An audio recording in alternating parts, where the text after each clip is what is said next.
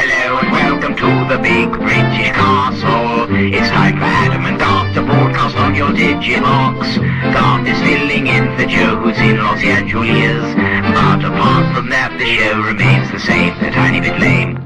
Oh, lordy Christmas crackers. A lovely bit of rock. Little bit of rock there, hitting you in the head, listeners, early in the morning. That was Oasis with the shock of the lightning. Right up in your face. I mean, that would be, the shock of the lightning presumably would be considerable. Well, it's deadly. People, continue to die from the lightning. But it only happens once, so you're all right. Yeah. Yeah, that's true. Only strikes once. Unfortunately, we're going to be playing that quite a lot, though, I imagine. What is that? So it doesn't apply to that particular track. I thought that was good, though. Did you? Good. No, it is. I take it you did too. It's invigorating. But I feel like at this stage of my life, I feel like I want to pick a fight with Oasis. You know what I mean? I just want to pick a fight. Because I think they've got to a certain point now where they're getting a bit doddery. But that happened last week. Somebody jumped on stage, picked a fight, and he got beaten up by them. Not a physical fight. I still feel that they can handle themselves a little bit. I don't know. I reckon they'd take you down, Buxton. I think they probably would, But I know what you mean about sort of feeling a bit agitated by it all. Yeah. Anyway, listen, listeners.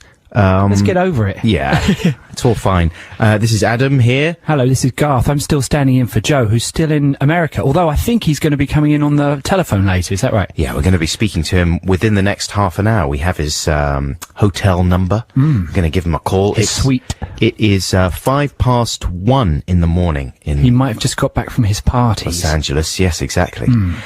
So we're going to be finding out what he's doing. We did brag about the fact that we were going to have him on like an ISDN line last week, but that turned out not to be possible because of the crunch, probably. It's the crunch. it's everywhere. It's infecting everything. The crunch's fault. Speaking of which, we're going to be resolving our crunch song wars this week. We're going to be finding out who won the crunching songs. Well, you made the best one, and in fact, you've redone one of them, haven't you? Well, I don't know how the vote is going to go, obviously, but just in case I take it, I finished off my first one. I did a kind of insane operatic musical type one. Yeah, but you rubbished that at the time, and then all the emails that were coming through, because I was sitting next to the email computer, they were all saying, oh, that was the best one. No, that was the best one, and you'd thrown it in the bin. But I'm glad you picked it out of the bin and tidied it up a bit. Persevered with it. Come on. Anyway, we'll be finding out about that in the second half hour this morning. Of course, we've got Text the Nation. We've got all sorts of little nuggets for you as well. We've made some stuff. Yeah, we've been making things for you, folks. So stay tuned for the next 2 hours and 53 minutes. And we've got great music as well, of course, some of which we've chosen ourselves, other bits of which have just been chosen for us by the geniuses at Six Music. This is a track right now that has been re-released. It's by MIA, or you can call her Maya. Is she called Maya? I think in real life she's called Maya, but it's MIA as an artist. Right. You know? Standing for Missing in Action, yeah. Presumably, yeah. And this track has been re-released because you say, Garth, I think it's on the soundtrack for Pineapple Express, which is so hot right now. So hot. Because it's so hot right now, and it's funny. It's a new week, and it's another Seth Rogen movie. Yeah, it's a Judd Apatow movie. Have you seen it yet? No, I haven't. It looks quite good. I'm sure it's... What are they doing? They're running around, they're getting baked? It's a bit like a sort of Midnight Run crossed with Cheech and Chong. Right. Good That pitch. wasn't a bad pitch, was it? Good pitch. I've got to work on my pitching. So here's MIA with Paper Planes. MIA with Paper Planes. This is Adam and Garth here on BBC Six Music. Garth is sitting in for Joe, who's in Los Angeles, and we're going to call Joe, I think maybe after the next bit of music, which is a free play, and I've chosen this one for you listeners. This is from Love. Are you aware of Love, Garth? I was going to make a joke. No, I'm not aware of the band Love, no. Do you need some love? I need some love. A little bit of love. Well, you know, they created one of the all-time classic albums of the entire world that regularly tops best of album lists. Really? Forever Changes by Love, which is a strange, wonderful, and weird rock album. I've never heard of that. A little bit psychedelic, a little bit weird, has the lyrics, well, what is it? The snot has caked upon my pants. At one point. That sounds like one of yours. I know, it's amazing. And this is the #1 Mojo magazine type album. Yeah, I mean, not just Mojo. I mean, that's a classic album right there. Forever Changes. Arthur Lee. Have you heard of Arthur Lee? What have you been doing for the last 200 years? Who was the Arthur that did I Am the God of Hellfire and I Bring You Fire? Arthur Brown. Arthur Brown. Arthur Brown, I know all his stuff. Crazy Arthur Brown. No, Arthur Lee never actually... Arthur Lee was a little bit of a wayward character as well, but... Sounds like a little cheeky chappy. Arthur Lee? No, he was American, and he is credited with... Or rather, he's not credited so much with inspiring Jimi Hendrix's whole sartorial bag, basically. Arthur Lee was dressing up in all the groovy psychedelic threads way before Hendrix, and Hendrix came across him when Hendrix was quite a snappily dressed young man. And so it's like it's like the Cyndi Lauper to Madonna's styling. Cyndi Lauper was always very angry. That's true. The Madonna sort of took her thing and ran with it. It's exactly the similar. I'm just trying to cross over to the pop people in the world there you go. That's more your area, really, isn't it? Cyndi Lauper. In classic album lists, you'd be voting for, what is the classic Cyndi Lauper album to get? Oh, I don't know. Yes, you do. No, I don't. But anyway, I chose this love track, because, it's not on Forever Changes, and I heard it at the end of, a show called Entourage. You know Entourage? Yes. Have you ever watched that show? It's great. In fact, it's one of your things that you've recommended to me, like The Wire. Yeah, but... And I'd say, oh no, it won't be any good, and then I watch it, and then I can't stop watching it. Well, The Wire's a safe bet. Most people know that The Wire's great, but Entourage is one of those weird ones. You know, it's an American show about this little kind of mini brat pack, this little posse of a famous bloke, Vinny Chase, and his little gang of acolytes, his old friends from back home that he lives with in this house in Los Angeles, and they basically have lots of fun, and everything more or less goes right for them. That's what I like about it. Yeah. It goes well. Everything just goes really So most telly and films are all about how bad things are. No, this is all about Vinny Chase and how brilliant he is and how brilliant his life is and how successful he is, and he just keeps getting more successful. At least he does through the first 3 series of Entourage. We're on series 5 now, I think. And series 4, there was a dramatic drop-off in quality, in my opinion. It suddenly became not in any way enjoyable. Was it in quality or just plotline? Did it just go all a bit sour? Everything just went rubbish. It just took a nosedive. It was weird. Like, I don't know if all the writing teams swapped over or what, but it's the credit crunch again. It touches everything. Maybe. Just stripping it back. It was pre-writer's strike though, so I don't know.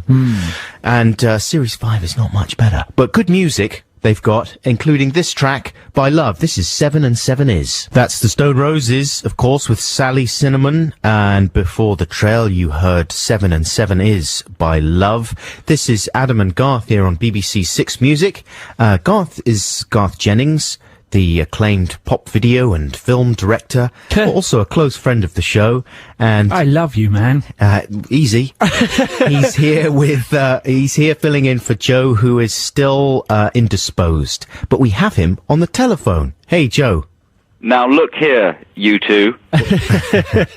First things first, you can't call it Adam and Garth. You've got to call it Adam and Joe featuring Garth. While you're away, I'm just taking over. And let me tell you, things are going to change around here. Well, listen, Garth Jennings, there's a precedent, isn't there, with shows where, you know, maybe one of the people gets ill or maybe has to go away on spurious work-related travels. Yeah. Isn't there a way to describe that without actually ejecting that person's name from the title of the show? Yes, but that's only if you go once. You've been away for years. I forfeited that right. You've gone and I'm in. It's true. It's like last week was fair enough. This week, you know, we're doing new jingles. We're dressing Garth in your clothes. He's gonna, later on, we're teaching him to say certain things. He's moving in with your girlfriend this weekend. I don't know if you realise that. So it's all basically, that's the way it's gonna go. It's gonna be like when I've forgotten all English people's names, but when, what was that Channel 5 chat show host? Ricky and Graham Gervais. Norton filled in for him. And he won all the awards. Oh no. Do you remember, what was he called? Jack Doherty. Right. That's right, actually, yes. He went off, and then Norton came in with his jolly pixie-like camp ways, and he steamrolled Doherty out of showbiz. Yeah. Well, I'm bringing my pixie camp ways into this studio, and I'm going to try your Camp Pixies with you. Yes, I bought a bunch of Camp Pixies. I'm going camping with some Pixies later, and I brought them with me. So listen, Joe, moving swiftly on from the Pixies. Sorry. That's all right. I'm just getting a bit jealous of all the, I want some Pixies. Can I just say something? That this doesn't feel as if this is on the radio.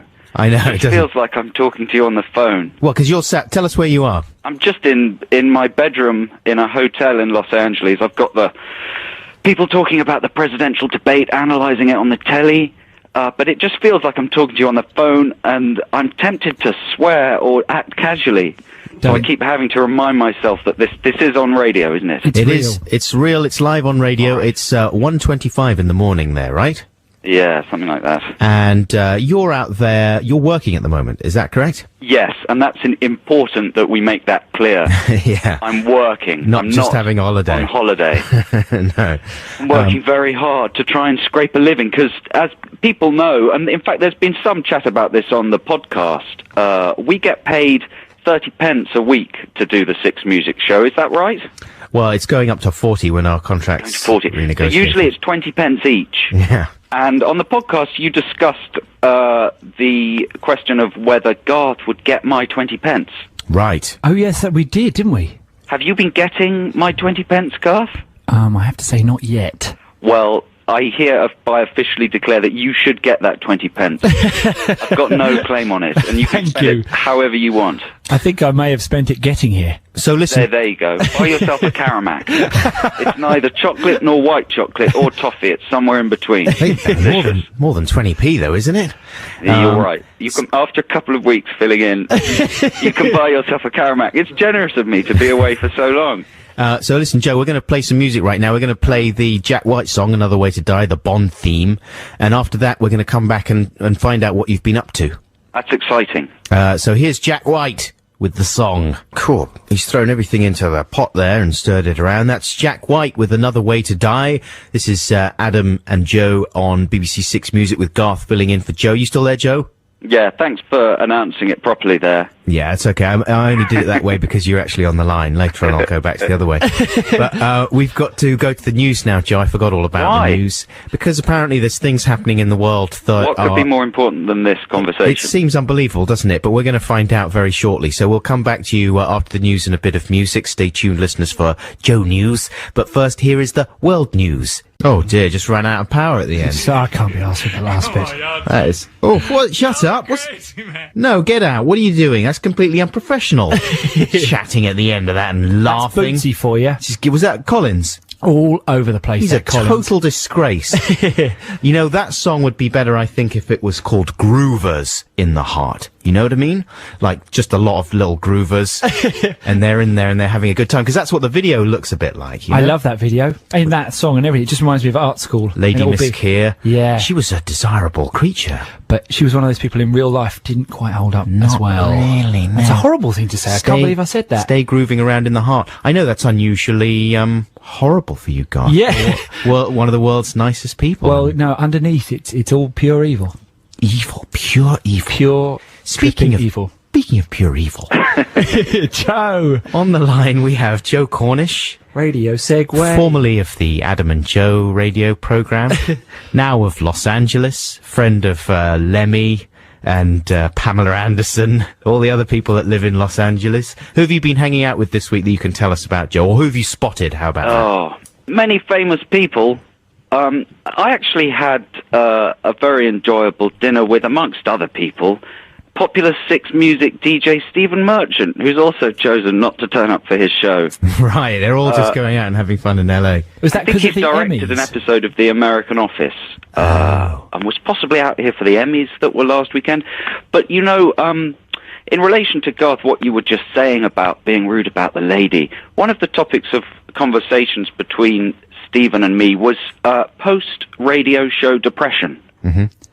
And we were both saying that sometimes after an exciting Six Music show, we come home and we feel strangely depressed. Right. And we've talked about this, Adam, haven't we? No, I don't know what you're talking about. And it's usually because you've said something that you regret. Yeah. Like Garth being rude about the lady from Groove is in the Heart. Is that what the band's called? No, the record. The band's called Delight, but don't worry. Yeah, well, that's the nature of radio, though, isn't it? You have to fill space, and your mouth tends to work a little faster than your brain sometimes. We decided it was like being a rock star.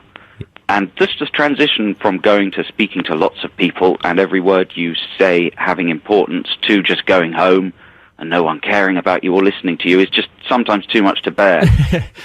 So you sink into deep depression. But listen, man, what have you been up to out there apart from worrying about things you've said on the radio? Well, just working really, but I've seen films and I've watched a lot of telly. What's the most exciting film you have seen? I've seen Tropic Thunder and Pineapple Express and Burn After Reading. I've seen lots of them. What was Burn After Reading like? What was Burn After Reading like? It's very good, very funny, slightly depressing, a little bit nihilistic. It's the new Coen brothers film. Yeah. I'm so pleased to hear it's good. I thought it was got Brad Pitt in it. Right. Doing comedy, and he's very good. But I just feel like a showbiz reporter on some terrible radio station now. Well, what else have you got for us then? Well, the most exciting thing I've watched is the David Blaine 3-hour magic special. Has that been on British telly? No, but he's hanging upside down, isn't he, as we speak? Yeah, no, it all came to an amazingly disappointing climax. He's going to have massive eyes in a minute. He did for a while. Basically, what he said he was going to do was hang upside down like a bat from a framework thing about 40 feet high in the middle of Central Park, the Woolman Ice Rink. He was going to hang upside down for 60 hours or something, and then after that he was going to be hauled to the top of the structure, and then he was going to perform a mysterious feat of magic he described as the dive of death. So they turned this into a 3-hour television spectacle that went out live a couple of nights ago, and in the bottom left-hand corner they had a countdown clock to the dive of death.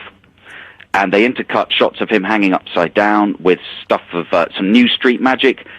The clock ticked down, and frankly, after 2 hours and 55 minutes of the countdown, I was in a frenzied state of magic-based excitement. Yeah, quite I right. love magic, and I was desperate to see David do his trick. But it went kind of wrong. And I would encourage people to do a search for David Blaine or Dive of Death on YouTube and have a look at some of the footage that's been posted by people who were there of the Dive of Death. Because what happened is he jumped off this podium and then was sort of suspended by a rope about 6 inches above the ground, where he proceeded to sort of dangle, looking embarrassed. And this massive crowd of people started booing him. And he waved and looked rather sheepish, and then suddenly started being hoisted upwards again. Everyone went silent, very confused. And then he sort of floated up into the air, sort of slowly, and no one knew what was supposed to happen, so we didn't know whether this was, what he'd planned or whether it was going wrong. You know what it sounds like is it's very similar to when you do quite a gelatinous spit.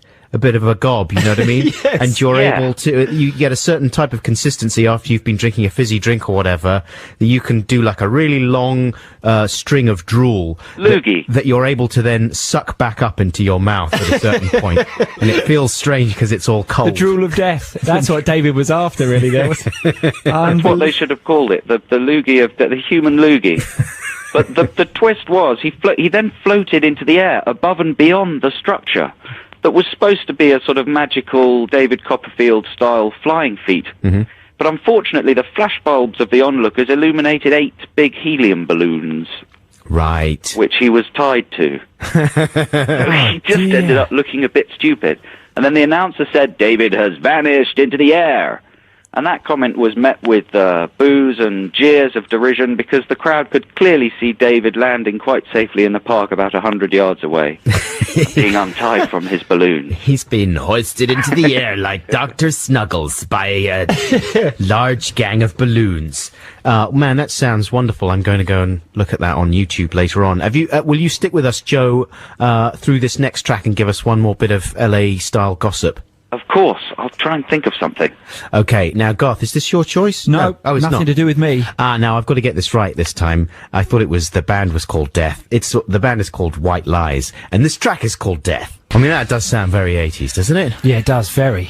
That's almost like sort of Psychedelic Furs Psychedelic Furs is perfect. I was trying to think of the band just then. mixed in with a bit of Whitesnake or something. That little bit of whiny. That was voice. White Lies, however, with that's not the name of the track. Death. That was just I was clearing my throat there. Yeah. But sooner or later, a band will call themselves. Well, it was a bit like that track by the Crash Test Dummies. You're That the one. only man I know who can hit that note. That's brilliant. I can't do it. It just sounds like I'm burping. Oh yeah. I remember.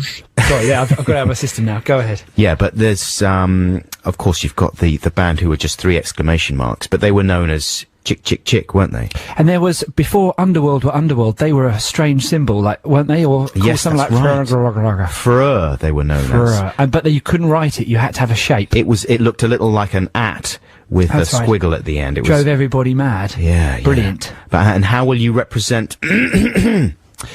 No idea, actually. I probably Maybe I'd like draw like a cross section of a man's face. You know when they show how your throat works. Right. I draw that. Uh-huh. That's, I don't know. A little I'm just diagram riffing of here. an esophagus. So, Joe, are you still there? Yeah, the band Freur, their single was called Doot Doot. It's actually very good. Yeah, it's brilliant. You should play it next week, maybe. That might be Oh, going please. a little bit too far. No, it is good. It is good. You even got their album, didn't you? Oh, no, I had the single on 7-inch, Right. and I played it quite recently, and it was really quite good. It's great. He's, Play it. yeah, all right then. I don't think Darren Emerson was with them when they did Doot Doot. I think he joined in the Underworld days. This isn't Dupe, the other one that was... No. Doop-a-doop-a-doop-a-doop-doop. We should play that one. That's a hit. We were going to play Blue by Eiffel 65, but it sort of got vetoed. That's why I left the country. I still want to play that one. Isn't that all right to bring out now? Hasn't that sort of passed it's into the nice... The stink by date The stink by date. It's actually gone past it into another realm of niceness. into Wicosity. Yeah. Yeah, maybe I'm going to push for that one to be played next week. So did you enjoy Tropic Thunder then, Joe? Yes, I did enjoy it very much. It's the most expensive comedy ever made. That's not true. How much did it cost? It cost over 100 million, apparently. You're What? joking. It's astonishing, and the weird thing is it's mostly set in the jungle. So they packed the whole $100 million into the first 20 minutes and Tom Cruise's makeup. Right, his rubbish makeup. You've seen it, haven't you, Adam? Yeah, I mean, it was funny, and Cruise was especially chucklesome, I thought. But that makeup is no good. That's not $100 million worth of makeup budget they've got there for the makeup. What have they done to him? He just looks like French and Saunders in their daft fat suits. Oh, he's a fat Tom Cruise? Yeah, he looks like a big Harvey Weinstein guy or whatever. Okay. He's got big, massive, freakish arms. And he sort of grooves around. But that's the other thing, is that he grooves around in a way that is clearly the way of a thin man. Do you know what I mean? Like a big fat man would have to lumber a bit more. And I was thinking, Cruise, an actor of his caliber, should have factored that into the whole preparation process, shouldn't he? Or am I taking it too seriously? I think you might be taking it too seriously, but it must be fun to wear a fat suit. I think Tom Cruise was just having a good time.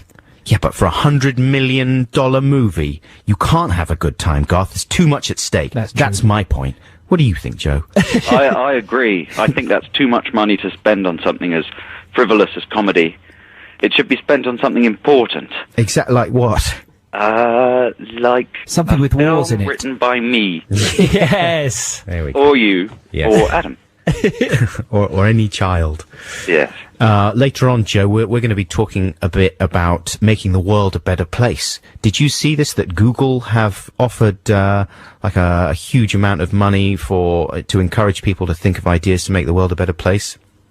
Really? I've got an idea to make the world a better place. What's your idea? It's actually a Google-based idea. It's to stop that stupid Google car driving around taking pictures of everybody's houses. Have you come across that yet? No. I was looking out of my Is that window for several Google weeks Maps? ago, and a car was driving along my road, and I thought it was a council car taking pictures of illegally parked cars. So I sort of made a sneery, curtain-twitching face at the lens. And then I realised it had Google plastered all over the side. And I twigged that was the Google map car driving around, scanning in my street, ready for one of their invasive maps. See, I wish I'd known they were going to do these Google Maps up front, because I'd have gone in my back garden and made a big sign like, "Help, I'm trapped here," or something like that. It would have been Well, now there's going to be a picture, like my house is going to have me and a net curtain, doing my NIMBY face. Yeah, but you can't see the sides of the houses, can you? Yeah, there's the new one where you go down the streets. No. Yeah. As if you are a car in the middle of the street. They already do it for Manhattan and places like that. So you can actually travel down the street. It's incredible. It is like Grand Theft Auto, isn't it? Coming to life. With a bit of Blade Runner thrown in. It's like Especially where I live. It's like a very pathetic version of Grand Theft Auto with Joe looking out of the window and making an annoyed face. Grand neighbour nosy. So listen, man, when are you back? Like, you're not even back next week, are you? No, there's no telling. I'm still here next week, apparently. Yeah. And what have you got lined up for this week? Anything exciting? Any parties? Do you go to any parties? You're not Mr. Parties, really, are you, Joe? You talking to me? Yeah. No, not really. Not really. Even though I had dinner tonight with our friend, the producer, Nigel Godrich, and he promised to get me to some parties. Good little name drop there. Lovely name drop. Thanks. Well, it's just friend. We all know him. Yeah, right? Godrich will get you into the biggest parties in the world. He said there's something happening every night. There is, and he's Hook me at into the it. scene. Yeah. Can Well, he hook you into the scene, Adam? absolutely. He's the man to know, I tell you. But listen, tell us all about it next week. We'll phone you up again, okay? Guess who was on the plane with me on the way over? Not Russell Brand again. Nick Cave. Nick Cave. Yeah, that's pretty good, isn't it? Did you say hello to him? I was queuing down the snake thing to board the plane. Yeah. And from behind me, I heard, excuse me, stand aside, please, excuse me. And it was aeroplane assistants ushering Cave past the proles. Was he Right. in a wheelchair? No, he was fine. Okay. He clearly dyed his moustache and his hair To look old. to look young. Oh, I thought he was going for kind of help me. No, he I was need trying assistance. to look younger. Did he travel on that electric car that goes beep, beep, beep? No, but he shoved past everybody. And to be honest, I know Cave is a hero and a genius, but I thought he would want to be down with the people. That must be too embarrassing. I know, I'd be too embarrassed to be ushered past on that bit of the plane. He looked happy about it. Of course, why And wouldn't then- he be? Sitting in his big chair, he had his laptop open, and he appeared to be writing poetry. That's exactly what he was doing. And that's what you have to do. Well, once you pass a certain age, he's over 50 now. Pushing Dave. past the people. That's what I would have written. Then you have to, you have to be pampered in order to make your art come out. It has to be easy. That was there. very well put. Yeah. Then I saw him watching Fool's Gold 3 times and laughing his head off. Well, there you go. That's I've taken him to my heart. Then he's genius. I always suspected as much. Joe, man, thanks a lot. Nice to talk to you. Hey, thank you for having me, and thank you very much, Garth, for filling in so brilliantly. Oh, bless you, Joe. I'm enjoying myself. Cheerio, man. Bye. Bye. Now, Garth, here's a bit of a free choice for you right now. What have you chosen for I've us? chosen Razzmatazz by Pulp, and I'll tell you why after we played it. Razzmatazz by Pulp, as chosen by Garth this week. Yeah, that was one of my free plays. I chose that because I remember hearing that years and years ago on the John Peel Festive 50. Oh, yeah. I used to tape that every year. Right. And that was my favourite. And it was only then that I realised that tall guy that was serving coffee in our art school coffee bar was Jarvis. Wow. And Jarvis Cocker used to help out the guy that ran the little coffee bar, and he'd come in and he'd be very tall and thin and serve us nice little coffees. Where was that? At St. Martin's? St. Martin's. Right. And of course, Common People was all about, his. So his when was stint that? there. What year was that you... Oh, I'd have been there early 90s.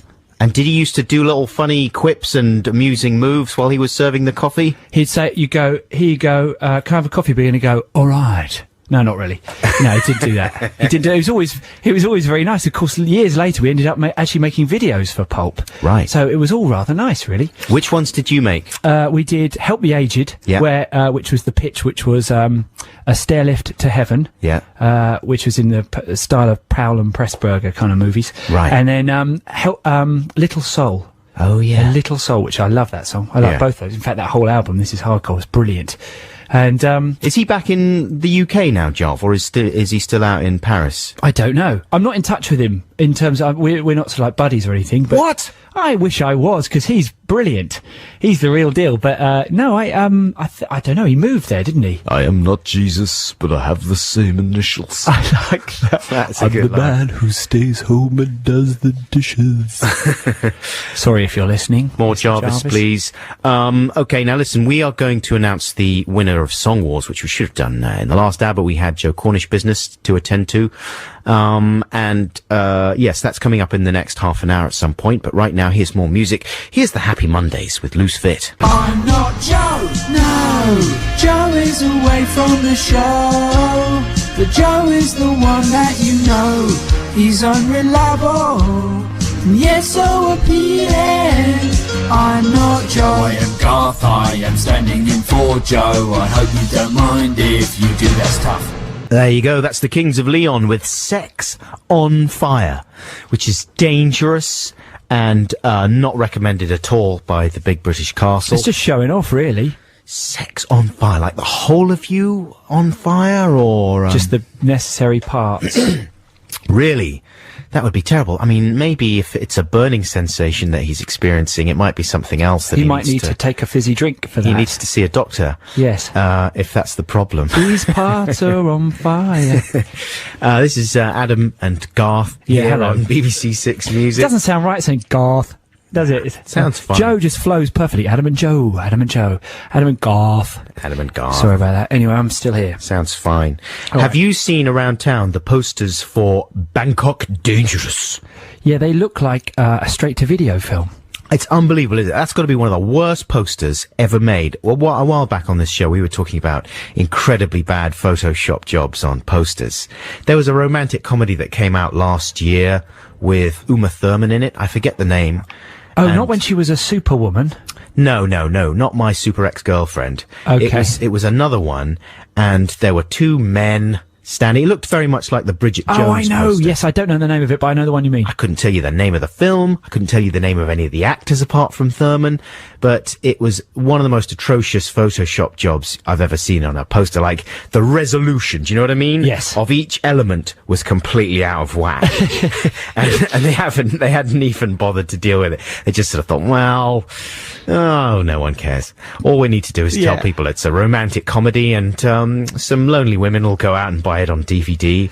I always like it on posters when the guy comes to sort of stick it up on a big billboard and he's got the measurements wrong, and so he has to overlap the mouth with the eyes. And so you get, do you know what I mean? When you get that sort of like a gurning face where this very pretty woman normally has had her mouth pushed right up under her nose, really close.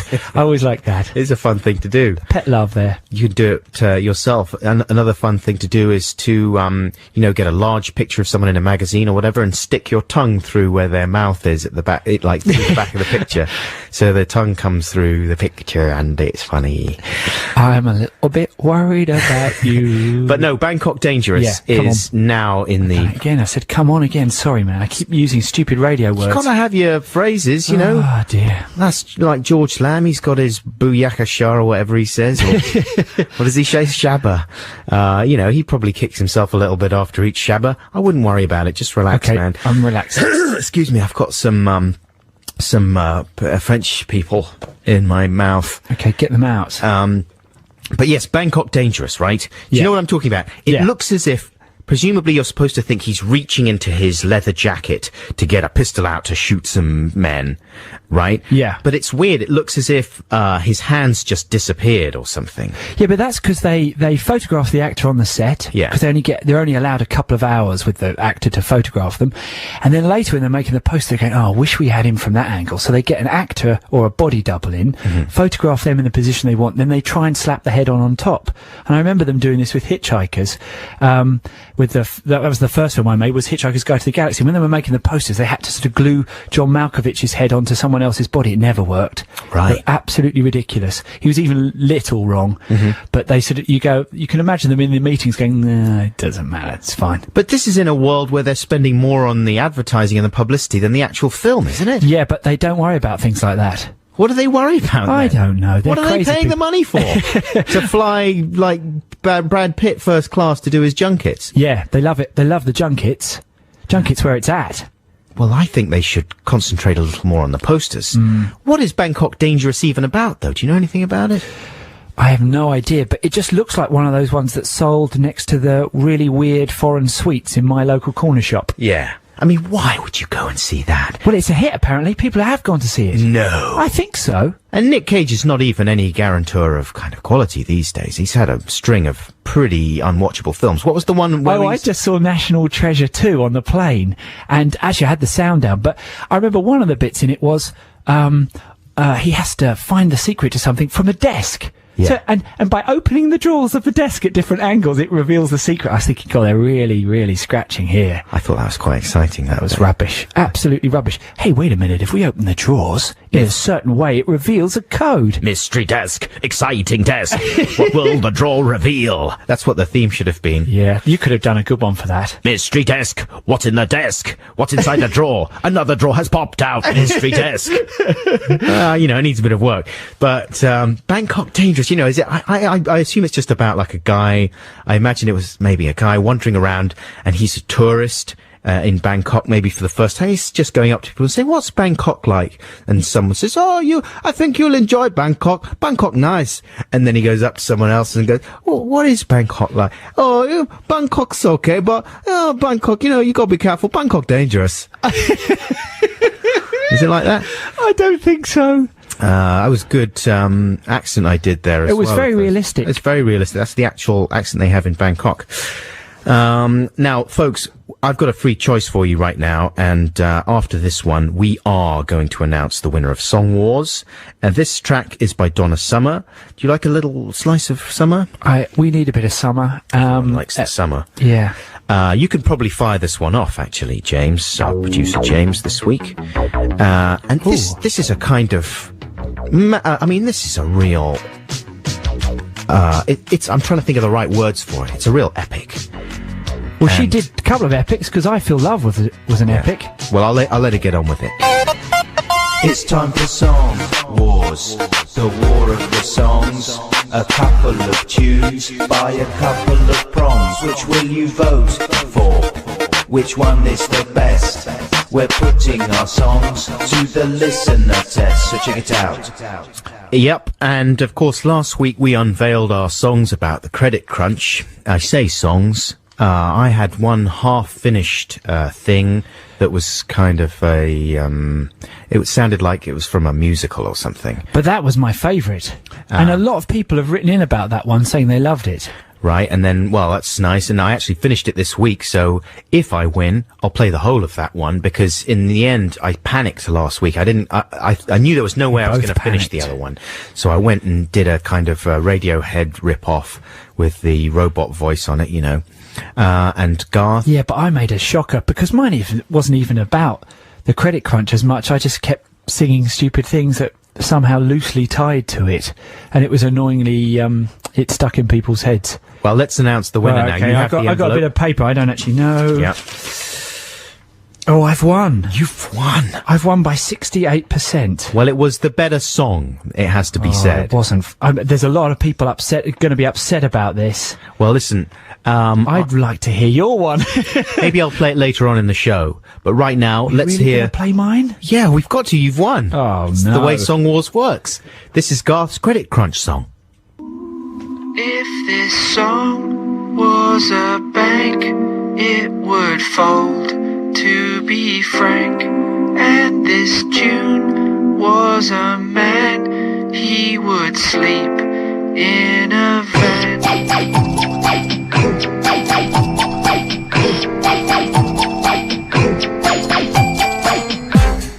If this beat was a check, it would bounce, you can bet. And these chords were a shop, it would be boarded up. But I don't care what they say, that was thrown together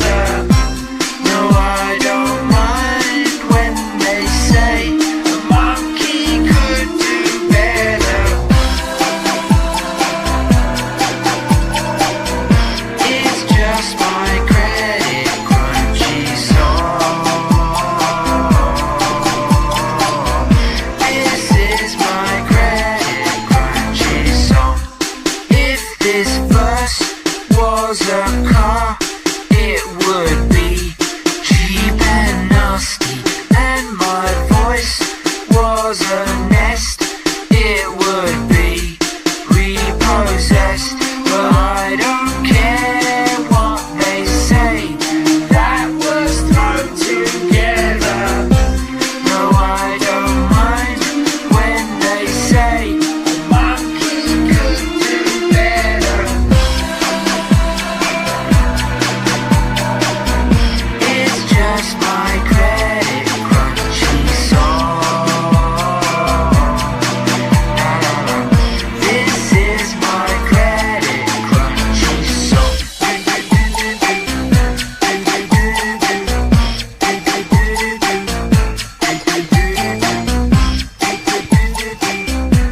That was my Credit Crunchy song. So you're not exactly dealing with No. many of the important issues involved with the crunch there. I just realised that's pretty much how I've lived my life. You know, sort of go, I don't really want to deal with that. I'll do this instead and hope nobody notices. It's pretty much how I got through school. Right. I can't do that very well. I'm going to do this. Hopefully, if it's irritating enough, no one will notice the stuff I've missed. I like that song though. That is a good song. Oh. I mean, the better song won, and that's what Song Wars is about. No, it's not. It's actually about the. I think I want to hear your one again, but we're going to play your one later, aren't we? Yeah, maybe I'll play that one later on if we have time. Congratulations, Garth. 2 Song Wars that you've been involved with. Twice you have won. I've been involved with 3. Yeah, but the first one was beat me. yeah, but you hadn't. That was not an original track. That was an Elton John cover. That's true. With your original compositions, you are unbeaten. That's right. Congratulations. Thank you. Next week, we have decided that. Why don't you explain what we're going to do next week? Well, Radiohead are just releasing Reckoner from their In Rainbows album. And as to go along with that, they're also releasing it as pieces of the song. So you can actually take these pieces and do your own remix of it. And it's quite simple, actually. You just press a button and it all downloads into your computer. So instead of doing Song Wars like we normally do, which is to write something and then about some crazy topic, we're going to do our own remixes of Radiohead's Reckoner. Yeah, good idea. I mean, they did the same thing with Nude as well, didn't they? They did, yes. Did you ever go on their website and listen to some of the things that people Yeah, there was a brilliant one where one man had used sort of tape players and CD machines and even sort of like picture scanners. Right. And he'd somehow orchestrated all these objects to play the track. It was incredible. You should check it out. Did he even use any of the elements that they provided? Yes, he'd somehow put Tom's voice onto some weird little floppy disk thing that was spinning around. It's very, very strange. It's like a sort of modern day Heath Robinson way of making music. It's very, very clever. Yeah. They've got very creative fans though, don't they, that mighty Heat? So that's what we're going to do, is have a go at our own Reckoner remix next week for Song Wars. Yep. We're going to go crazy all over the arse of that song. I'm telling you right now. Let's see, we're going to play a little bit of music before the news, and in the next half hour, I think we shall launch Text the Nation, the nation's favourite feature. But first, here are the Last Shadow Puppets. That's the Last Shadow Puppets with My Mistakes Were Made for You. Well done, the Last Shadow Puppets. Congratulations. What a wonderful year they've had. I'm turning to Jules Holland. You just got to say ladies and gentlemen a bit more. Ladies and gentlemen, over here we have the Last Shadow Puppets, wonderful band, absolutely staggering musicians. I'm going to do a little awkward interview with one of them right now. So what do you find, Mr. Alex Turner, that it is like playing music? Okay. Where do you get your ideas for songs? That's not fair. I mean, Jules, he's a national treasure. He's a national treasure. He's a boogie-woogie genius and a national treasure and the compere of one of the most legendary music shows of all time. It's funny, though, I went to a recording of one of those shows, and it's a near-death experience for the audience, because they have all these cameras swinging around on cranes. Right. And I was constantly, they're going over your head. And you don't see it on the telly, but everyone is ducking all the time. It's like an air show. Watch out for the rock and roll cranes. Yeah, look out. That would be a good name for a band, wouldn't it? Rock and roll cranes? Maybe not. No. It's time for the news right now, ladies and gentlemen, at just gone 10:30. Text the nation. Text the nation. What if I don't want to? Text the nation. But I'm using email. Is that a problem? It doesn't matter, text. We got a lot of jingles on this show. We're jingled up to the I mean, eventually the jingles will just spread all over the show. It'll just be non-stop jingles and there won't be any actual talking or music. We've got even more jingles for the next few hours as well. I've got a lot of jingles, you know. I like jingles. Now, Text the Nation this week. It's the nation's favourite feature. It's the part of the show where we talk about a thing and you text or email us with your thoughts upon the thing. Do you understand, Garth? I don't understand. Okay, listen, I'll explain it to you later on in more detail. But let me carry on right now with Text the Nation's subject this week, which is ideas that might make the world a better place. And I think it's probably something that a lot of people are talking about this week because of the fact that Google have offered a $10 million prize fund for ideas that will change the world as part of their 10th birthday celebrations, right? Are you aware of Google? Yeah, but are they giving you $10 million if you just come up with a good idea? No. I imagine that they are putting $10 million into a big prize pool in order to back the development of any winning ideas. Dragon's Den style. Exactly. Right. The entries have to be in by October the 20th, and, you know, you go on to Google and you can find out all about it if you would like to submit your ideas there. But another option would be to submit your ideas to us. For this show. Don't worry about the prize money. You know, we've got a big prize pool of over 50p in order to develop some of the winning ideas. But I thought maybe it would be a good idea because I saw a news report this week about this story. I think it was on BBC News, and they had a little girl. They'd interviewed a load of children about what their ideas would be to make the world a better place, and all of them were sort of sweet and nice, you know, smile a bit more, be polite, that kind of thing. But there was this one quite precocious little girl. It must have been about 6 or 7. And she was saying, in order to save water and energy, I think people should stop singing in the shower so they don't need to spend so long in there. Nice. Yeah, thanks. That's the kind of kid you want in your house. Thanks very much. I wonder if she came up with the idea herself or maybe her parents sounds like fed it to her. Yeah. Because I get that a lot. With I think the kids are picking up stuff at school as well, because everyone's so conscious of doing the wrong thing. Yeah. I noticed my son the other day when we were walking along the street, there was a man smoking. He said, "Look at that bad man smoking." Yes. You know, he doesn't actually talk like that, but he was sort of saying, you know, that's terrible. And I was sort of very embarrassed because the man could hear, and I was sort of having to say, "Oh no, it's okay. People can smoke. It's not good for you, but it's okay. It's absolutely fine that you smoke." Yes. Right. It's a personal choice. In a way, everyone's free to do what they want, despite what they might be indoctrinating you to think at school. I know it is weird. You get all kinds of stuff like that, and you get religious things and all sorts of bits and pieces coming back via your children. You know, whether you are a believer or not, they come back and they're telling you all kinds of stuff. And you're like, wow, you're quite a different person now. In some ways. Of course, they're not different people. They're just sort of saying stuff that they've been taught. But so ideas for making the world a better place. I mean, it's a fun thing to do, right? This is something that newspapers and magazines do from time to time just to amuse themselves. It's like doing top 100 best album lists. Yeah, just stuff you want to chip away at, make it improve life a little bit. Yeah. I mean, Dave Gorman, of course, has honed the notion into a brilliant show, Genius, on Radio 4.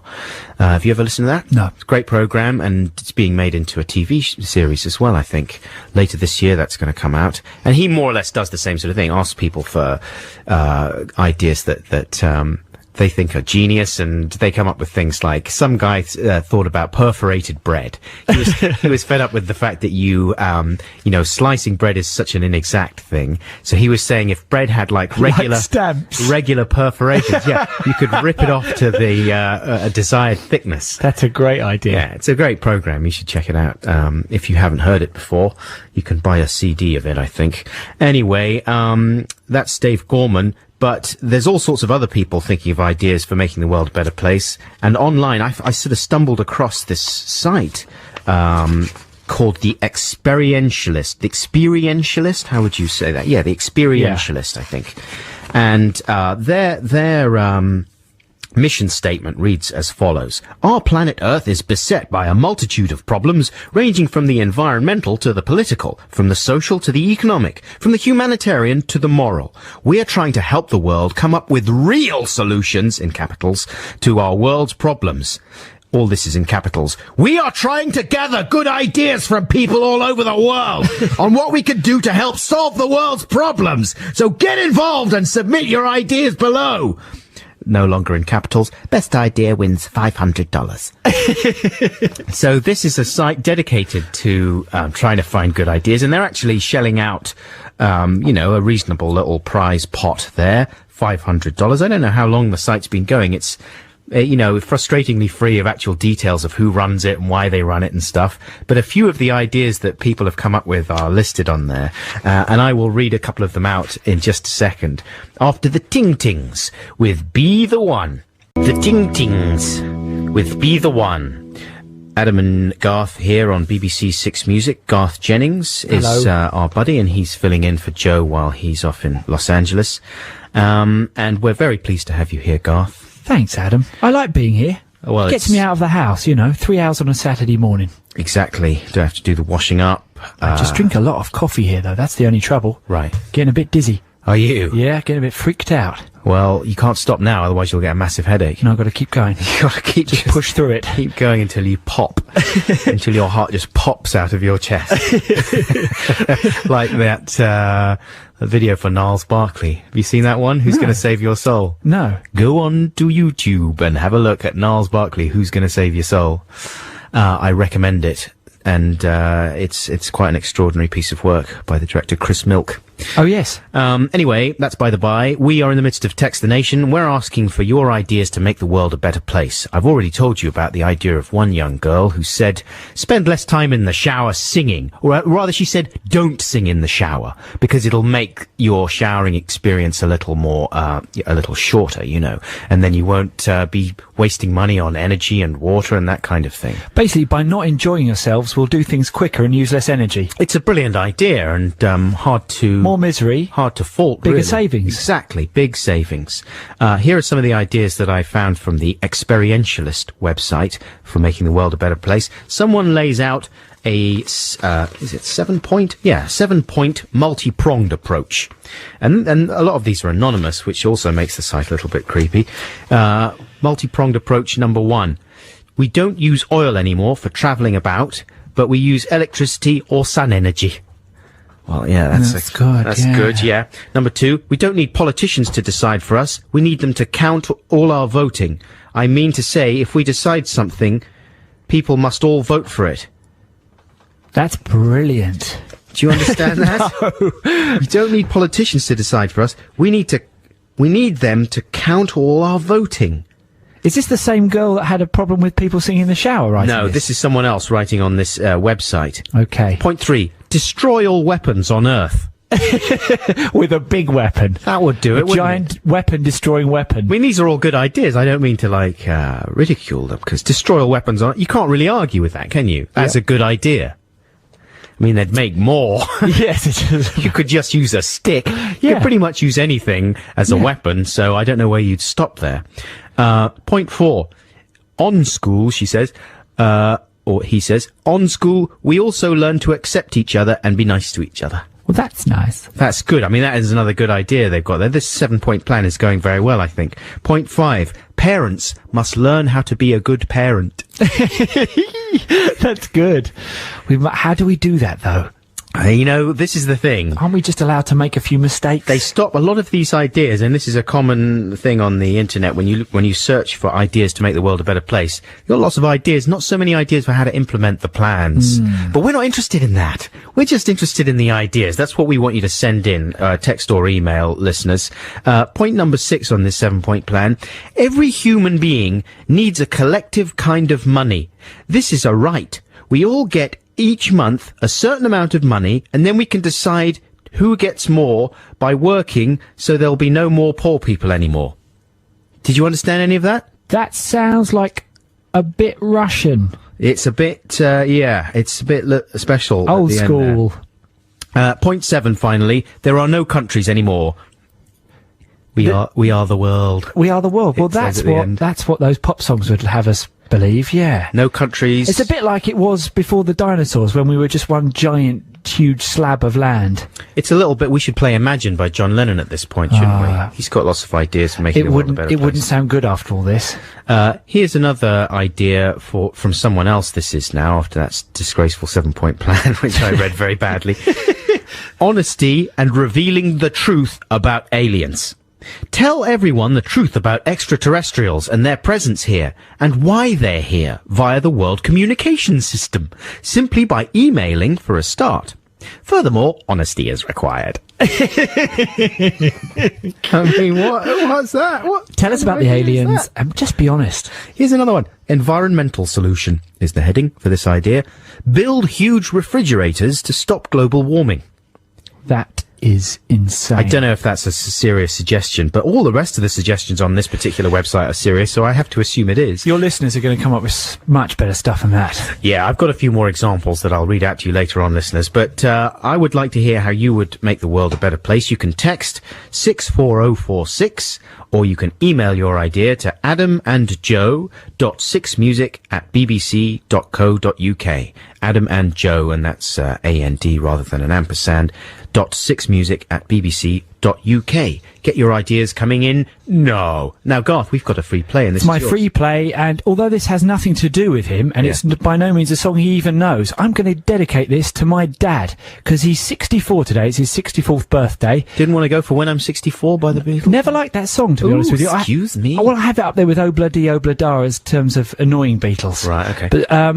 But and I hadn't really thought of a birthday song for your dad, but I didn't want you to have to sit through the whole show, so this is a song by Dory Previn. It's called The Girl with the Braid. That's CSS with Move. You're listening to BBC Six Music. I'm Adam Buxton. And I'm Garth Jennings. Welcome. I'm not Joe. Welcome. It's a lovely Saturday morning.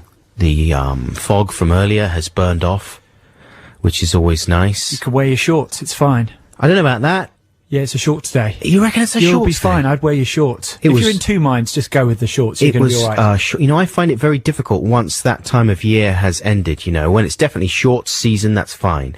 But then sometime around about, you know, early September, late August, maybe, things go wrong with the weather and you have to put your shorts away and you start wearing jeans again. I'm not saying wear flip-flops or anything like that, but shorts you'll be fine today. But I'm saying I can't just switch around, jeans one day, shorts the next. It's not going to happen. It's going to throw it for you. It's not going to happen.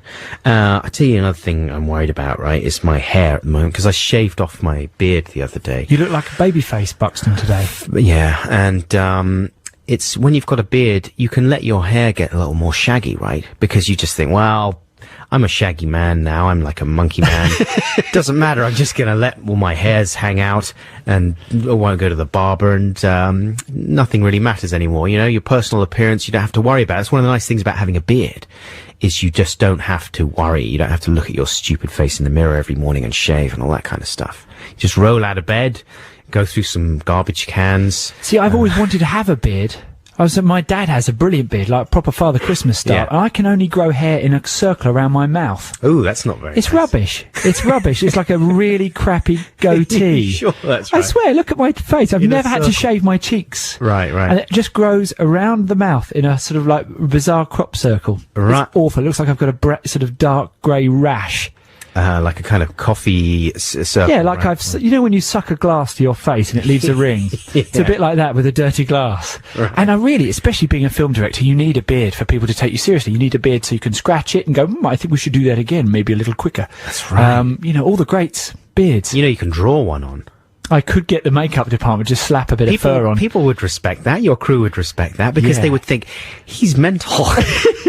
He must be really creative. He's painted a beard on his own face. He must be a genius. He must be a genius. You know, you should definitely, someone should do that. I bet there's some director out there now. What, some like a kind of Fred Flintstone, just a sort of grey area. Yeah, or just with a black marker. Oh, actual little lines. No, just like a solid thing. Just draw it on. You could do it with gaffer tape if you don't want to commit to the actual, marker. I think it's a very good idea. Anyway, I've shaved my beard off. I don't know why. I just woke up one morning and thought, I can't hide all my life behind this beard. I've got to see what my stupid face looks like again.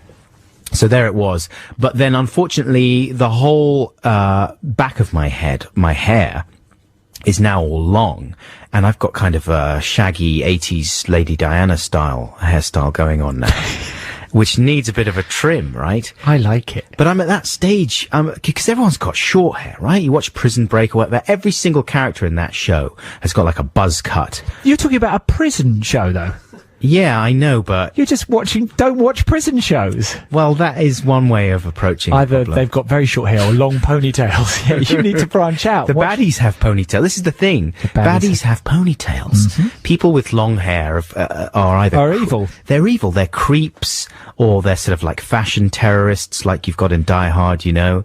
All the German guys with their suits and their long hair, and we're going to Blobs and Nakatomi Tower. And they're creeps. But you could go Big Lebowski style, where it's just mellow hair. He's got his beard. He's got the beard. He's got the beard. You can't, you know, otherwise it's too creepy. And I need to go and get ahead. But the problem is that I've reached the stage now where my face is letting me down all over the area. It's just a kind of puddingy lump. And I can't really get away with a lot of hair. Like I couldn't get away with the Prison Break buzz cut, for example. There's no question. Why not? Because it would look insane. I would just look like a great big suet pudding. No, you wouldn't. You could do a buzz cut. No. Just do it. It grows back anyway. I know. Do it for next show. Get it on the webcam. People can text in if they like your face.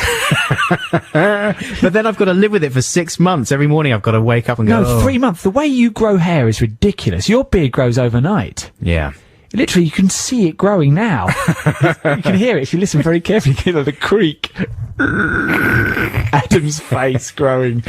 What I wish, my fantasy is that, like a stylist that listens to this show would say, I'm going to come in and I'm going to style you during the show one day and give you a makeover. Because DJs do that a lot. They talk about things they really want. Right. Hoping that someone will send them a box of it. Yeah. But I've never heard anyone ask, you know, sort of indirectly for a styling. I think it would be nice to have a makeover, you know, it's really important because Trini and Susanna, they tend to ignore kind of white middle class people of a certain age. They go for all kinds of other shaped people. But people like me, kind of slightly lardy, middle-aged people. You're not lardy. Yeah, but that's nice of you. But you know what I mean? We get overlooked. So I want a makeover. You want to be touched by Trini and Susanna? Yeah. They're a bit too forward for my liking. I wouldn't want them... I don't know, I wouldn't mind. Who's the spindly one? The spindly one? Yeah, I like her. Oh dear. She's nice. I just feel I can't say what I really think on the radio. No, you probably can't. Yeah. Let's play some more music now, and we have to... Yeah, we've got so much to pack in still. We're going to ram this hour, surely. Wow, we've got some exciting stuff for you after this track. This is Pump It Up by Elvis Costello, in session. Elvis Costello and the Attractions recorded live for the John Peel Show on Radio 1, 13th of March, 1978. Oh, my lordy, that was a long time ago. I was 6. 78. What was that, like 30 years ago now? Mm-hmm. Oh my goodness. Pump It Up, of course, was the track, and that sounded amazing. Right, we are in the midst of Textination now. Should we have the little Textination jingle there, James, if you've got it at your fingertips? Textination. Textination. What if I don't want to? Textination. But I'm using email. Is that a problem? It doesn't matter, text. Thanks very much. And we are asking you to submit ideas for making the world a better place. They don't necessarily have to be serious. They can be sort of fairly ludicrous, as some of them are, that we are receiving already. But here are just a couple that we've got so far. Candice says, run an extensive program to teach dogs and cats how to talk, drive, shop, and take holidays. Is that good, though? How would that make the world an actually better place? That would just overcrowd the market, wouldn't it? Yeah, I suppose so. I've always thought squirrels were getting a little bit too cocky these days, and that they could be put to use. They look like they want a job now. They're so familiar with people in parks. They've got no fear, have they? No fear. They come right up to you. They almost say, got any nuts? You go, no, all right. It's very much like that. I think you could do something with squirrels, that's for sure. Well, you should maybe deprogram them, is what the squirrels need. I think they need to rejoin the fearful animal community. I wish they would, because I don't like the cocky cocky No squirrel. one likes a cocky squirrel. Here's another idea from George from Petersfield. Perhaps once a week, everyone should go and have a nice cup of tea or a sherry with an old person. It would cheer the old folk up, and us youngsters could hear some good war stories. Do you know, that's actually brilliant. That is a good idea. That's a brilliant idea. I think it would make everyone a bit more cheerful, says George. Old people are good fun, he adds at the end. I don't think you can argue with any of that, George. That is a good idea. I've got one that's a bit like that from James Heal. And it's sort of about being told stories. It's James suggesting that the news is read by Stephen Fry or somebody with a very nice, comforting, warm and friendly voice. Yeah. I met this very famous man called Oliver Postgate, who came up with the clangers and Noggin the Nog and all these kind of things. Ivor the Engine. Ivor the Engine, Bagpuss. His voice, if he were to read the news, it would make the world feel better. Well, am I right in saying that you were going to use his voice as the voice of the book in The Hitchhiker's Guide to the Galaxy? Yes, we'd done some tests with him, and it didn't work out in the end, but he was absolutely brilliant. He's got one of those voices that just makes everything sound good. Yeah, it's one of the world's most comforting voices. Yeah. You're right, though. Stephen Fry is a close second. Yes, absolutely. Here's an idea from the worryingly named Mark Killing. He is doing the housework in North Shields. He says, Mark Killing. Is his surname really Killing? I mean, that's a problematic surname, isn't it? Maybe he just he's made that up for Mark Killing. so we'd read it out. I mean, it is quite a good name. Killing. Mark Killing. What do you do? Mainly killing. It would be good to be announced at an airport. Mark Killing. says, killing. No, that would be bad at an airport. Mark says, use more wave machines. Get everyone to jump up and down in the sea and make waves. It makes sense, he puts in capitals. But that's a couple of ideas, though. I mean, use more wave machines is one thing, but then he's advocating people just jumping up and down in the sea and making waves. Well, isn't there a dance floor in a club in Holland where the more the people dance on the floor, the more electricity gets generated? No. Yeah, someone was telling me about this yesterday. That a lot of the electricity and the lights under the floor are generated by how much dancing is, how much pressure people are putting on the floor with their feet. And of course, if they reach maximum, velocity, The place explodes. it goes green. It goes green. Yeah. Oh, green right, lights. the whole floor. Green lights. Yeah. That's a good That's true. idea. Yeah. And if you get a really duff DJ, there's just a power cut. Yeah, it just goes. Everyone has to go home. Candles are passed around. That's a genius idea. Okay, here's one from Emma. Dear Adam and Garth, I think all the world leaders should get together with some good wine and some nice cheese. They would solve all the world's problems. Just like that. Love you, bye, says Emma. Cheese. Thanks very much, Emma. I mean, that is a good idea. That's basically, you can't argue with that kind of logic. Do you know what I mean? And I don't think a bit nicer manners, just being a bit more civilised about people things. poured scorn over John Lennon's whole body for writing Imagine. In certain quarters they did, I think it's it's a lovely song, but certain people go, Oh, it's John Lennon's worst song. It's the worst song he ever wrote. Yeah, Imagine rubbish. I just think... No, because they're putting it into the category of Ebony and Ivory, which really is awful. Yeah. But I think Imagine's brilliant. Imagine's amazing. It's amazing. It's where he got it right and the other guy got it wrong with Ebony and Ivory. At the end of The Killing Fields, suddenly Imagine kicks in on the soundtrack. It starts off diegetic and then it goes non-diegetic, i.e. it's being played on a little radio in a car or something, and then suddenly it goes all CinemaScope. Yep. And it is a moment where you do feel quite grotesquely manipulated. Yes. You know what I mean? But at the same time, you submit to the power of Imagine. Yeah. I mean, that's a lovely song. Here is one more very good idea just before we play a bit more music. And this one is from Lewis. And Lewis is from Ilfracombe, and he says that he actually submitted this idea to Dave Gorman's show Genius, and they liked it enough to feature it. But the only problem was that he says, I had to schlep up to London to pitch the idea in person on the show, and I couldn't be bothered. Wow. So Ilfracombe, so it's only a 4-hour drive, isn't it? he couldn't be bothered. Get the train from Barnstaple, you'll be there in a question. jiffy. He weighed it up. Yeah. Dave Gorman. Anyway, we are the beneficiaries of Lewis's incredible laziness. He's sent us the idea. He says, sandwich a layer of liquid crystals in the middle of a windscreen, a car windscreen that is, and wire this to the burglar alarm so that a stolen card displays the word stolen in black letters that fill the screen. This not only makes the car hard to drive, it virtually guarantees that every policeman will flag you down. The advantage of this over an audible alarm is that it doesn't require as much or any energy to maintain, so it won't run down your battery, and therefore it doesn't need time out after a minute or so. Also, it won't annoy your neighbours if it goes off accidentally in the middle of the night. In fact, the only person it inconveniences is the thief. It's genuinely genius. That is a good... I mean, what are the disadvantages of that? Is that you would accidentally set it off yourself. Oh, that'd be embarrassing. And then you feel like you can't go to their shops because people think you've stolen it. And the cops would be flagging you down. You have to... No, look, I guess you just carry around your licenses. Yes, you just have to deal with it. Don't you deal with a little cracked window or something like that? But that is a brilliant idea. Lewis, there you go. Lewis Villazon. You want to get out of Ilfracombe and get that down to someone in London who's got a big checkbook. Exactly, like Dave Gorman. Now, here is some more music for you, and it's the Kaiser Chiefs with Never Miss a Beat. It's another one from the Kaiser Chiefs hit factory, the unstoppable musical juggernaut that is the Chiefs with Never Miss a Beat. This is BBC Six Music. Now, Garth, I'm going to hand over to you to explain to the listeners what we're going to play them next. Well, when you're listening to normal radio, analog radio, we certainly in London, I get this thing when I'll be listening to some nice little song, I don't know, Eva Cassidy will come on singing something like Over the Rainbow, and then suddenly a pirate radio station will come and go, and it'll go straight back to Eva Cassidy as if nothing happened. Do you think, was that just me? And of course, with the digital radio, you don't get any of the joys of pirate radio interruptions. And Adam and I were talking about this week, and we were saying it'd be nice to sort of give you the analog experience, you digital listeners. So we've made some of our own pirate radio interruptions. Actually, haven't you made some of your little examples? Yeah, here's a couple. I've woven a couple of these into a track that we'll play later on. But let's see. Play the first one, James, the cake one. What a nice bit of cake now. You want a cake, what a nice bit of cake. Nice little bit of cake. It's a rich chocolate cake.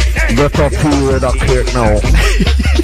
That's the kind of thing that you get, like, especially in South London. You wonder, you're driving across the bandwidths and the airwaves and stuff, and you get all those shows suddenly chiming in. I love it. I really like how, and it's always, you always come in at some stupid bit. Yeah. Like you say, like a nice pickle cake.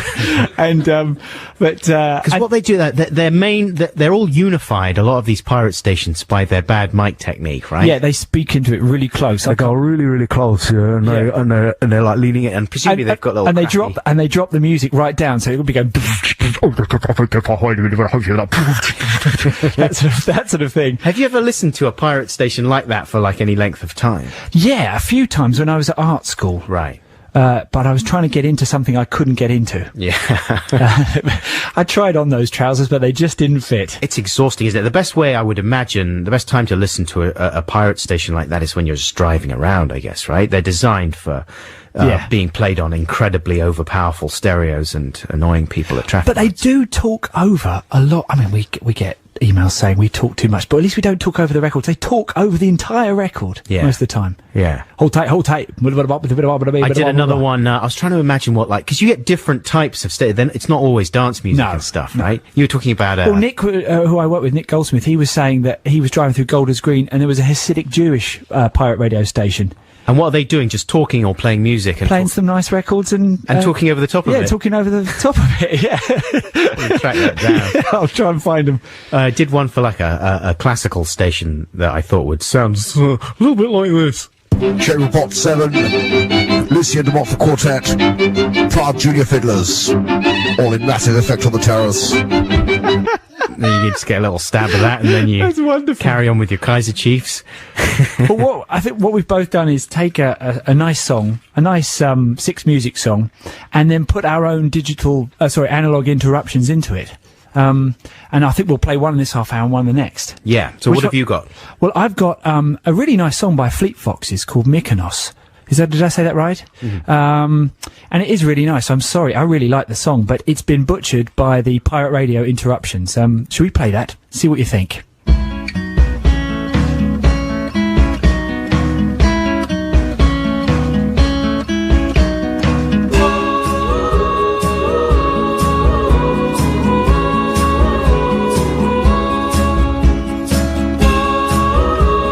we got a call here from Tiana. She says she's going out tonight and she's going to be wearing some shoes. The door slammed loud and rose up a cloud of dust on us.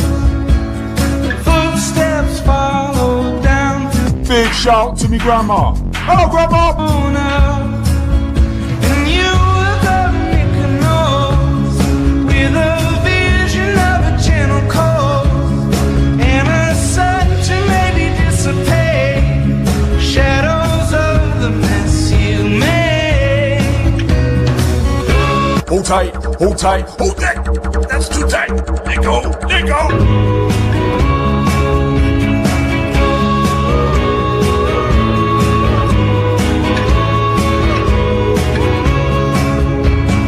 Pallid animals in the snow-tipped pines I find hatching from the seed of your thin mind all night. And you will go Mykonos with a vision of a gentle coast and a sun to maybe dissipate. Shibidi-bidi, shibidi-bida, shib-da-dib-dib-da-dib-dib-da, fib-bili-bili-bili-bili-bili-bili-bili-bili.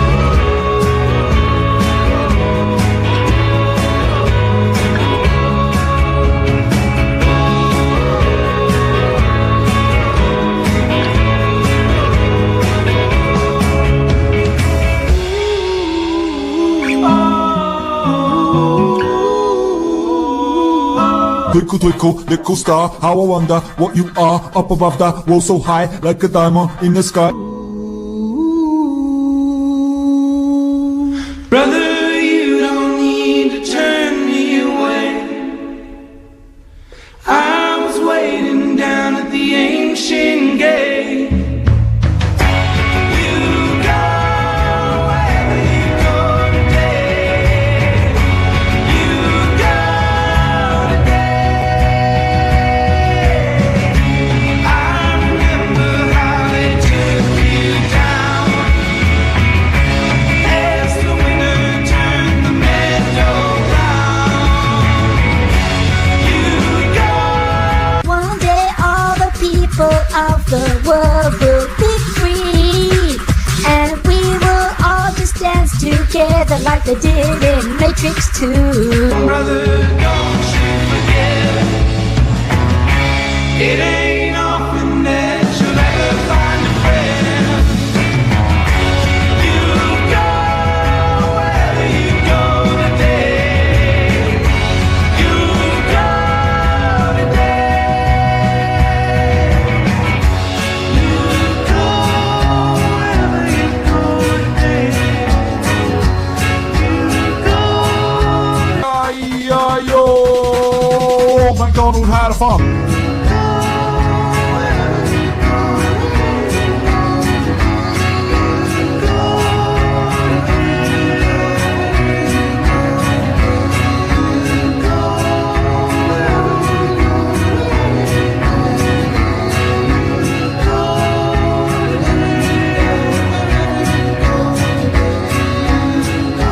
Humpty Dumpty sat on the wall. Humpty Dumpty had a big fall.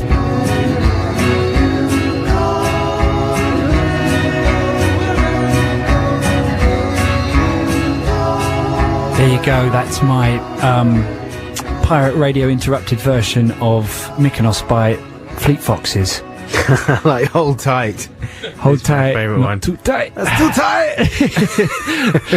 tight. Well, I stayed up quite late last night making those, and I had the best time ever. That's enjoyable, isn't it? Oh, it's so much fun to do that. We can pepper a few of those throughout the podcast as well. Yeah, slap them in there. You know, don't forget, listeners, this show is available in filleted form as a podcast. You can go and download it from the Six Music website or from iTunes, or can they download it from the Six Music website? They have to go to iTunes, don't they? Or yeah, they can go there. So you can do what you want. Hey, listen, you can just relax. You can even pretend you're downloading it. You don't even have to download it. You can just go up to a wall and draw like a picture of a computer on the wall and go, downloading podcast, downloading podcast. I mean, why would you do that? But that's an option. That's what I'm saying. Just relax, do what you like. Do what you like. Who sang that song? Do what you like. Oh, it'll come to me in a minute. Give me a second. It's one for of the those, listeners. Yeah. Instead, we're just about to go to the news, but don't forget, listeners, Text the Nation, which we're going to be wrapping up shortly, is about ideas for making the world a better place, and we'd love to hear yours. Right now, it's just gone 11:30, and it's time for the news. MGMT, are they still so hot right now? I think so. They're so hot right now. That's kids. And it's time now for us to wrap up Text the Nation. Text the Nation. Text the Nation. What if I don't want to? Text the Nation. But I'm using email. Is that a problem? It doesn't matter, text. We've been asking you for your ideas, just sort of good ideas, I suppose, things that would make the world a better place in some way. And before we read out a couple more of your ideas, here's a few that I found on the BBC's website. This was about 2003. They did something where they were asking people for ideas to improve the world, and this was one from Chris Coombs in the UK. Have you ever been to the UK, Garth? I've heard it's great. It's not. It's rubbish. Okay. Chris Coombs says, time-specific marriages. You agree on a time period after which it comes up for renewal. You're both optioned to each other, so you can't negotiate with new potential partners until you're free of the contract. That's a bit cheeky. I mean, it's not exactly romantic, is it? It's not really going into but it's practical. So Maybe you could buy like a little chunk, a little marriage chunk, you know what I mean? So depending on how much you like the person, No, you but think... it falls apart, man. Because the minute you start, you're aware of an end approaching. Yeah, but that's I think it's gonna... No, it's not nice. You know what it's useful for? It's people who've been married once before and got divorced, and they still want to get married, because some people love getting married, you know? You They just get a buzz, a sort of caffeine buzz out of the marriage bit, and it trails off. You go like, oh, how many times have you been married? Been married 4 times. You think, what's your problem, you lunatic? You're not getting the message. You're not making notes where I've gone wrong in previous marriages. Oh, I've lost the notes again. But, you know, it would be good if you're someone you just think, maybe I haven't found the right woman, I've been unlucky, whatever, blah, blah, blah. But also you have that cautiousness that's been instilled after years of failing in your marriages. You think, I'll just go for a short-term contract, I'll hedge my bets a little bit, and then we can always renew the option after a 5-year period. You know what? That might help, because then people's expectations are lower. So they'll think, well, I'm just going to enjoy myself, and maybe that could lead to a longer one. A renewal. I mean, it's kind of completely against the entire idea of getting married and pledging yourself to one person for the rest of your life. But on the other hand, it's practical. So I think that's a good idea there from Chris Coombs. And this is another idea that was on their website there. This is from Lucy, also in the UK. Sorry. I've lost it. No, here we go. Sorry, Amanda. She says, end the working week with an informal office meeting on Friday afternoons. Have drinks, nuts and crisps on hand. Selected departments can make presentations on the work they do to encourage understanding and interactivity within the company. Amanda. That's exactly the kind of thing I would hate more than anything. There's nothing worse than sort of having to hang out with the people you work with, isn't there? People do that already, though, don't they? And they hate it. Crisps, nuts, and drinks on hand. Amanda, have you provided the crisps and the nuts and the drinks? Chris, I've got drinks and crisps and 3 nuts, but not enough nuts for the Friday meeting. Would you like me to get more nuts? Amanda, it's okay. We don't need that many nuts, because Charles doesn't like nuts. Roseanne doesn't like nuts, and Philip doesn't like nuts. So there's only one person that does like nuts, and 3 nuts is enough for them. So we'll be fine. Thanks, Amanda. That's the way I imagine that. I guess Amanda's in that kind of office, it would be welcome. Yeah. But, oh dear. You know, it's a nice idea, obviously, just to make the work environment a more fun place, but if it comes to that, that you have to engineer nuts, crisps and drinks afternoons, then I think you got bigger fish to fry. Have you got any ideas there from our listeners, Garth? Rooney from Wood Green, he's written in saying, it's not a world-saving thing, but he was saying houses should have central locking like cars. This would make it easier to get in, and also improve security, as people wouldn't have to fumble around for keys at night. Yeah, it's not practical though, is it? I mean, if you're a big rich person, then you can have that, and you press a button and all kinds of portcullises would come down and things would go and lock and make that Welcome, noise. Owner of house. That's what I'd have. Welcome back, Brad Pitt. Hello, Brad. You look well. Look at your new children. They are beautiful. The house is unlocked for you now. Angelina has cooked your tea. Your new film was good. It did really well. Even if it did badly. Thanks for your idea, though, Rooney. That's a very good idea. The Rune Meister. Do you mind if I call you the Rune Meister? The Runatron, as I like to call him. The anyway. Runalaser. Now, here's one from Nick McMillan in Abu Dhabi, where he listens to the show. And ever been to Abu Dhabi, Garth? No. It's supposed to be a wonderful place. Really? Not allowed to do anything naughty there, drinking-wise or anything like that. Otherwise, they'll do all kinds of things to you. But if you behave yourself, you can have a wonderful time in Abu Dhabi. Why do I think you're leading to some ludicrous joke? I'm not. I've just the heard. way you looked at me with your baby eyes. It's a millionaire's playground, and they do mad things. They build like underwater hotels and stuff like that. Oh, that's right. They've got one in the shape of. Haven't they got islands that they've built in the shape of the planet Earth? And an underwater hotel that you can sort of. They look do at the all this sharks. mad stuff. They do all this crazy fun stuff, and they say, "But you can't drink anything." Yeah. Otherwise, we'll do things. Don't touch that. Do touch. You can't have any fun. Not that you.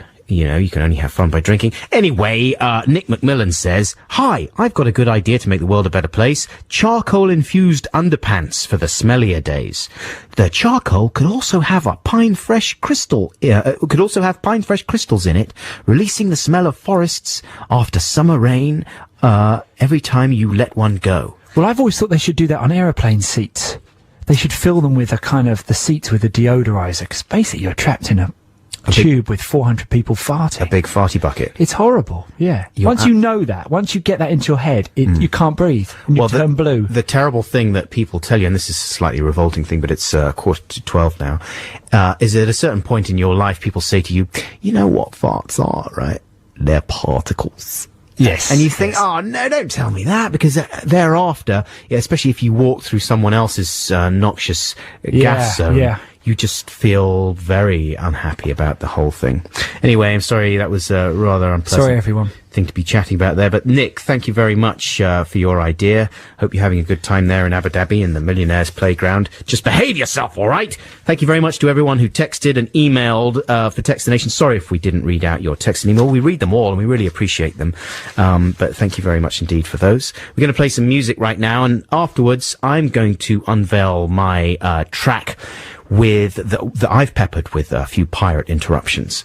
But first, we've got a bit of classic David Bowie. Here's Sound and Vision. No point in arguing with that. That's David Bowie with Sound and Vision. I'm so ignorant. I think I was talking about, I was imagining Dubai. Dubai is the Millionaire's Playground place? Yeah, Dubai is, yeah. Whereabouts is Abu Dhabi then? Abu Dhabi is not there. It's not there. It's nowhere near. No, I'm doing a George Bush. I don't know where that is. Anyway, there we go. Get my map out. Anyway, now, folks, we played earlier on Garth's Fleet Foxes track with the pirate interruptions. We're going to play you a track right now. In fact, we're going to play Reckoner because we're going to do a Song Wars remix of Reckoner next week, myself and Garth. But here it is, all messed up with pirate interruptions. This is Radio. This is their new single, right? Yeah, it is. Fire it off then, James. It's got the mellow beginning there, isn't it? Quite mellow. Wonderful track, by the way. But I've ruined it with pirate interruptions. Here we go.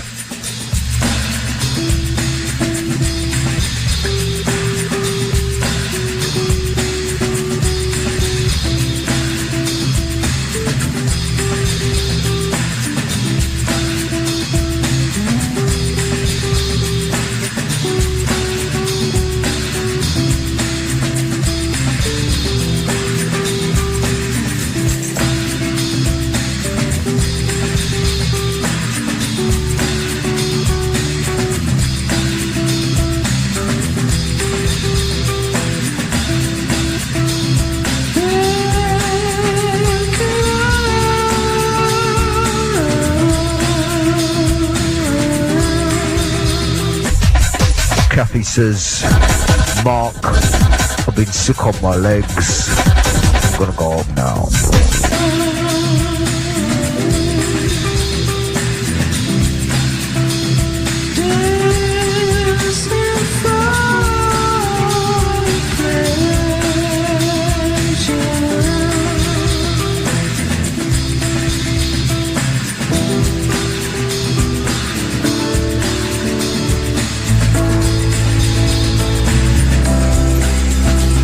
You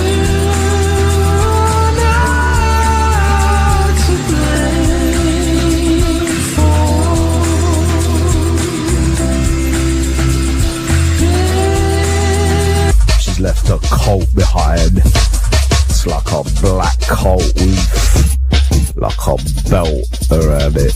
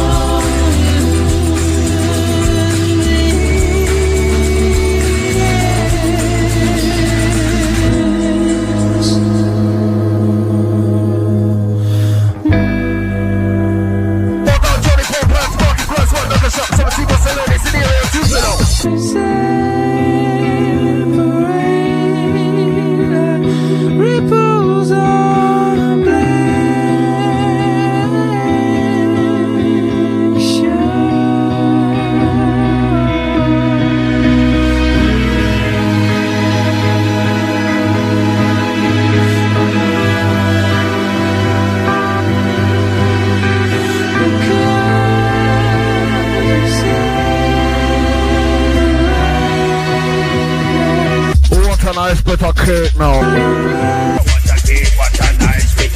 Nice little bit of cake. Bit of tea with a cake now.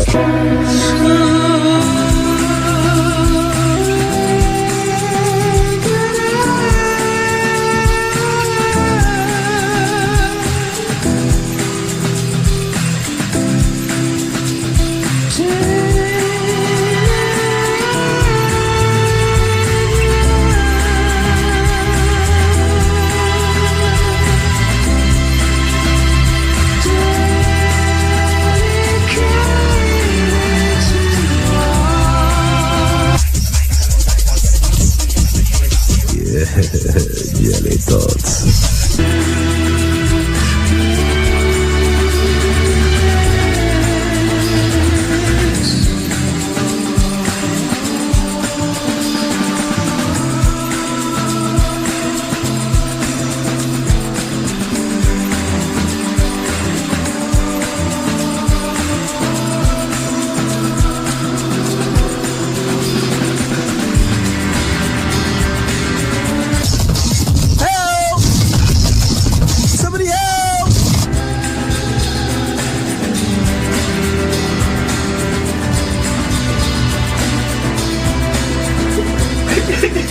It sounds like Take On Me at the end there, don't you think?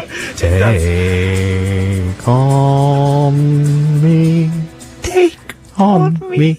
Oh, that was a superb bit of pirate interrupting there. It's enjoyable, isn't it, doing the interruptions? That was lovely. Yours sounded far more authentic than mine as well. A nice little bit of cake. Nice little bit of cake. Well, folks, we won't be able to put those in our podcast, obviously, because the music won't be cleared. Our music is original, but the music surrounding it is not. It is somebody else's property, so you'll have to listen again if you want to hear those again. You can listen again to the show on the iPlayer or through the Six Music website. But of course, if you want to hear the filleted bits plus a few more new nuggets, a couple of little tiny new nuggets, then download the podcast. You'll be able to do that from I think tomorrow evening onwards. And that's pretty much it for our show today. Thank you so much, Garth. Well, thank you for having me again. And I'm back again next week, sitting in for one more week while Joe is away. Yeah, exactly. And next week, as we said before, we're going to do those Reckoner remixes ourselves. They're going to be amazing. And who can tell what we'll do with them? We're both looking at each other with Maybe those not very sad, much. tired eyes. Oh dear. Oh no. Who can tell if we'll have time to do anything with them at all? We might just play them and just make more pirate noises. Oh, I love the pirate noises.